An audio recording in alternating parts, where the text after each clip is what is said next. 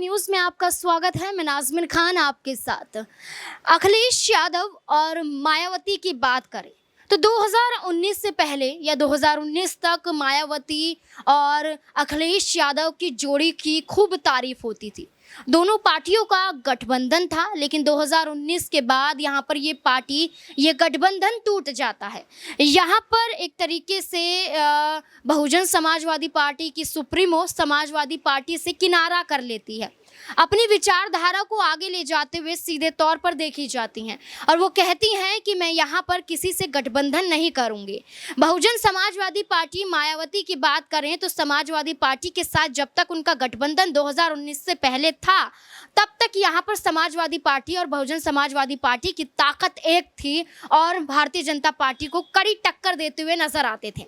लेकिन इसी बीच में यहाँ पर ये जब गठबंधन टूटा तो भारतीय जनता पार्टी ने इसका फायदा उठाया और भारतीय जनता पार्टी मैदान में आई और योगी आदित्यनाथ की सरकार बन गई। योगी आदित्यनाथ की सरकार बनने के बाद यहाँ पर कई कमियां तो साफ आ रही हैं, लेकिन उसके बावजूद यहाँ पर समाजवादी पार्टी और बहुजन समाजवादी पार्टी एक साथ नहीं देखे जा रहे थे। लेकिन जब से अखिलेश यादव ने घोषी का चुनाव जीता है और जब से मायावती का इसमें योगदान देखा जा रहा है, तब से यहाँ पर समाजवादी पार्टी और बहुजन समाजवादी पार्टी के गठजोड़ की चर्चाएं फिर से तेज हो गई हैं। बहुजन समाजवादी पार्टी और समाजवादी पार्टी एक साथ फिर से आते हुए नजर आएंगे, क्योंकि इनकी विचारधारा, इनकी सोच और इनका मकसद एक ही है कि योगी सरकार को हटाना है, योगी सरकार की नीतियों को हटाना है। ऐसे में देखा जाए तो यहाँ पर अखिलेश यादव जो समाजवादी पार्टी के मुखिया चीफ माने जाते हैं, उनसे हाल ही में कई सवाल किए गए थे। उन सवालों में जब अखिलेश यादव ने एक बात कही थी कि मैं गठबंधन नहीं करूंगा, अकेले ही लोकसभा का चुनाव लड़ता हुआ नजर आऊंगा, वही अखिलेश यादव के सुर बदलते हुए दिखाई दिए थे। अखिलेश यादव ने यह कहा था कि हम यहाँ पर चुनावी मैदान में उतरने के लिए तैयार हैं और चुनावी मैदान में उतरने के लिए किसी भी पार्टी के साथ समझौता करने के लिए तैयार हैं, किसी भी पार्टी के साथ मिलने के लिए तैयार हैं। उन्होंने ये इशारा बहुजन समाजवादी पार्टी की सुप्रीमो मायावती को लेकर कहा। उन्होंने साफ तौर पर कहा कि हम गठबंधन करने के लिए तैयार हैं, चुनावी मैदान में एक साथ लड़ने के लिए तैयार हैं, बस यहाँ पर कोई आकर सहमति दिखाए।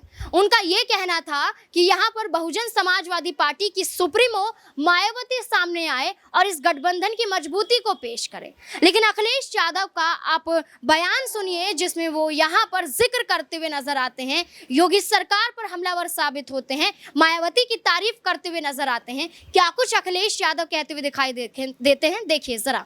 इसलिए चुनाव भारतीय जनता पार्टी के लिए नहीं बचा क्योंकि वहां की जनता ने मन बना लिया है कि जो हमारा प्रत्याशी है सुधाकर सिंह, जो जनता की सुध लेता है, सुबह शाम दिन रात चौराहे पर उनके पड़ोस में उनके पास रहने वाले प्रत्याशी को ऐतिहासिक वोटों से जिताने जा रहे हैं। ये जितने मंत्री जा रहे हैं ये अपना काम नहीं बता रहे हैं।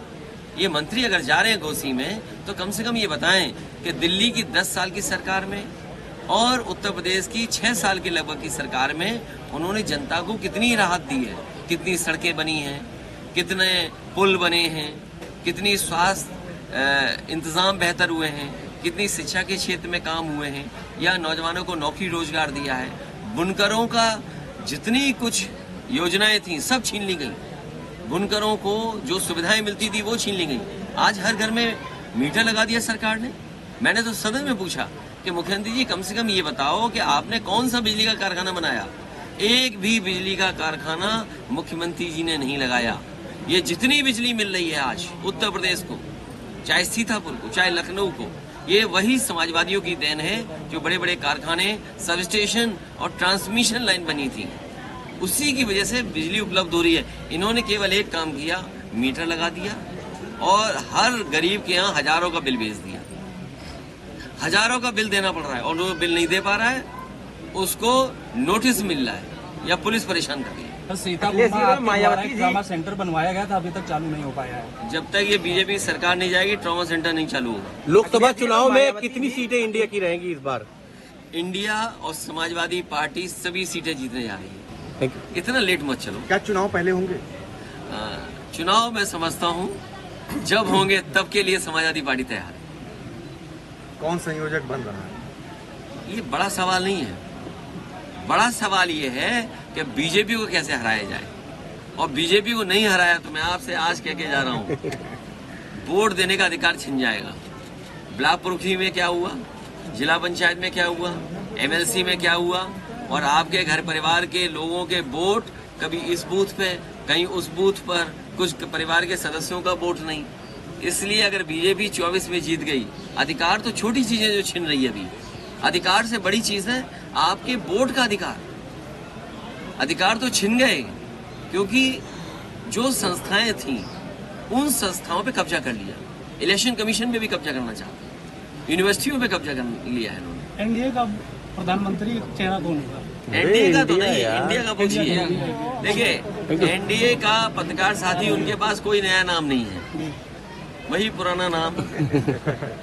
और फिर 10 साल की क्या उपलब्धि है और लखनऊ की क्या उपलब्धि है, उनकी महंगाई उपलब्धि है। और सोचिए कितने महीने, 10 साल में पहली बार रक्षाबंधन आया बीजेपी के लिए। सोचिए 10 साल में पहली बार बीजेपी का रक्षाबंधन आया जिसमें 200 रुपए उन्होंने सिलेंडर के कम किए।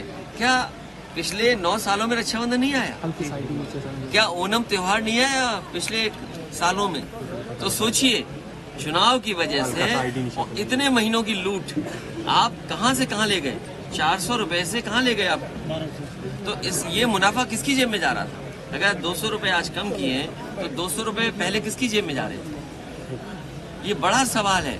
और फिर सोचिए, इनसे पूछिए कि 2000 छापा और 2000 हटा लिया, आखिर क्यों किया छापा था फिर आपने? जैसे कि अखिलेश यादव को आपने सुना, उसके बाद आपको ये बता दें कि मायावती ने भी एक बड़ी प्रेस कॉन्फ्रेंस की। मायावती ने भी कुछ महीनों पहले एक प्रेस कॉन्फ्रेंस की जिसमें वो साफ तौर पर ये कहती हुई नजर आई कि बहुजन समाजवादी पार्टी अकेले चुनावी मैदान में उतरते हुए भारतीय जनता पार्टी और समाजवादी पार्टी को टक्कर देंगे। लेकिन ऐसे में आपको बता दें कि जब 45,000 वोटों से ज्यादा समाजवादी पार्टी जब घोषी में उपचुनाव जीत जाती है तो वही बहुजन समाजवादी पार्टी का हाथ माना जाता है कि अगर मायावती चुनावी मैदान में उतरती तो समाजवादी पार्टी का जीतना नामुमकिन था। लेकिन बहुजन समाजवादी पार्टी की सुप्रीमो ने अपने पैर पीछे खींच लिए, जिसके बाद समाजवादी पार्टी ने भारतीय जनता पार्टी को एक कड़ी टक्कर दी, क्योंकि भारतीय जनता पार्टी की खेमे से सारे वोट कटे और बहुजन समाजवादी पार्टी के समर्थक और उनको चाहने वालों ने वोट समाजवादी पार्टी को दिया, क्योंकि वो गठबंधन की मजबूती को अभी भी पसंद करते हैं। तो वही मजबूती अब मायावती को पेश करनी होगी, वही मजबूती अब यहाँ पर दिखानी होगी, और वही मजबूती को लेकर क्या कुछ मायावती बोलती हुई नजर आ रही है, देखिए जरा। गठबंधन के तहत यहाँ सपा प्रमुख श्री अखिलेश यादव की खुद की अपनी पत्नी श्रीमती डिंपल यादव ये चुनाव लड़ रही है। जो आपकी ये उम्मीदवार एक काबिल है, परिपक्व है, मैच्योर है, काफी सुलझी हुई भी है, जिसे आप लोग श्री अखिलेश यादव के साथ इनकी शादी होने की वजह से पूरे आदर सम्मान से यहाँ की अपनी बहू भी आप लोग मानकर चलते हैं। और अब सपा के साथ गठबंधन होने के बाद से तो मैं खुद भी इनको पूरे दिल से अपने खुद के परिवार की ही बहू मानकर चलती हूँ। और वैसे भी श्री अखिलेश यादव मुझे पूरे सम्मान से अपना बड़ा ही मानकर चलते हैं, जिससे अब इनकी पत्नी का हमारे साथ अब खास रिश्ता भी बन गया है, जो इसी प्रकार आगे भी बराबर बना रहेगा। और जिससे फिर हमें यहाँ सामाजिक परिवर्तन की मूवमेंट को आगे बढ़ाने के लिए काफ़ी मदद भी मिलेगी। और इस मूवमेंट को रोकने के लिए चाहे यहाँ बीजेपी एंड कंपनी के लोग हमारे खुद के बारे में तथा हमारे गठबंधन के बारे में भी आए दिन अपनी बेतुकी व बेकार की बयानबाजी करके हमें कितना भी भड़काने का प्रयास क्यों ना कर लें। चाहे तो हमारे बारे में श्री अखिलेश यादव को भड़काएं, चाहे मेरे को भी भड़काने का प्रयास करें, इनका कोई भी हथकंडा अब काम आने वाला नहीं है। जिस तरीके से अब मायावती और अखिलेश यादव को आपने सुना, यहाँ पर इनके बयान बेशक पुराने हैं, लेकिन यहाँ पर बातें सिर्फ वही कही जा रही हैं कि अब बड़ी जल्द गठबंधन होता हुआ नजर आएगा। 2024 का लोकसभा चुनाव नजदीक है। एक राष्ट्र एक चुनाव की बात केंद्र सरकार, योगी सरकार करती हुई नजर आती है। ऐसे में अगर ये लागू हो गया तो यहाँ पर किसी पार्टी का जीतना काफी मुश्किल हो जाएगा। ऐसे में तमाम विपक्षी पार्टियां इसका विरोध दर्ज करती हुई नजर आ रही हैं। ऐसे में देखा जाए तो अब यहाँ पर अखिलेश यादव और मायावती अगर एक साथ आते हैं तो लोकसभा के चुनाव में बहुत आसानी होगी भारतीय जनता पार्टी को टक्कर देना। ऐसे में लोकसभा का चुनाव जल्दी कराने की भी बात कही जा रही थी। ऐसे में यही बातें यही सही बैठती हैं कि अखिलेश यादव और मायावती अगर एक साथ आ जाते हैं तो बहुत बड़ा बदलाव देखने को मिलेगा। इसलिए इस पूरे मुद्दे को लेकर आपकी क्या राय बनती है कि समाजवादी पार्टी और बहुजन समाजवादी पार्टी का गठजोड़ होगा और लोकसभा चुनाव में ये पार्टी यहाँ पर एक बड़ी मिसाल पेश करती हुई नजर आएगी? आपको क्या लगता है? कमेंट बॉक्स में जरूर बताएं। धन्यवाद।